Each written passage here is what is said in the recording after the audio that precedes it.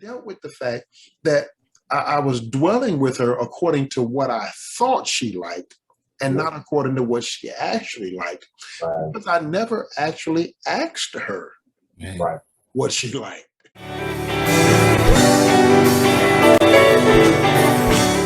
Point that Pastor Adam raised a long time ago in one of our other sessions. Communication is so key, but it's not always that the trust is broken. Sometimes things are assumed, which breaks the trust. Yeah. And if you don't have that proper communication, as you so well articulated, you wind up making assumptions about things and you never figure out, or you never come together to really understand how that person thinks about you in this light, or how you think about that person. Pastor John, if you would just grace us with the story about you and Arena about the flowers. I think that's so, it underlines exactly what I'm trying to say. Man, see how people want to use my idiocy to convince other folks? Yeah. I think you borrowed mine a few times. It's okay. Oh God. But the story is very simple. The story is very simple. We were married. We would be married for 25 years this year. Thanks, God. That's awesome. And early in our marriage, because I'm a new husband, I was married at 24 years old. She was 23. Mm-hmm. And we had just bought our first house. We were married in 97. We bought our first house in March of 1999. Mm-hmm. And so we're moving in our house, and I'm a proud husband and father. We had 3 children at that time, and going to work and coming home and living the American dream. And part of that dream was to make sure my wife was happy. Right.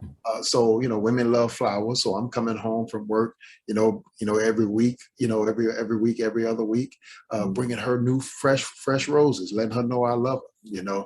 And this goes on for years. Wow. For years. And one day, after years of this, and she's taking the flowers, she's putting them in vases, putting some water in there and so forth. They die in 3 or 4 days. And, I'm replacing them, the next week for my wife. Right. And she asked me one day, though, after years of this, why do you keep bringing me flowers? Well, what do you mean? Why do I keep bringing you flowers? Because women like flowers. You would think that you wouldn't have to tell a woman that women like flowers, Right. but there I am having to explain to my wife what she should like, right? Oh God. Oh God. But then she turns around and says, well, I don't like flowers. Well, see, that's her problem, right? That she don't like flowers, okay? But then she says, I like turtles, the little chocolate pixie turtles. Okay. Oh, well, those are cheaper than flowers anyway. Right. Yeah, there they are. Now, all of a sudden, you should have been said something. I've been bringing you flowers for years and you don't like them. Right. But it dealt with the fact that I was dwelling with her according to what I thought she liked and not according to what she actually liked. Right. Because I never actually asked her what she liked. Right. I made an assumption. And you know what they say about making assumptions when you assume things. Yeah.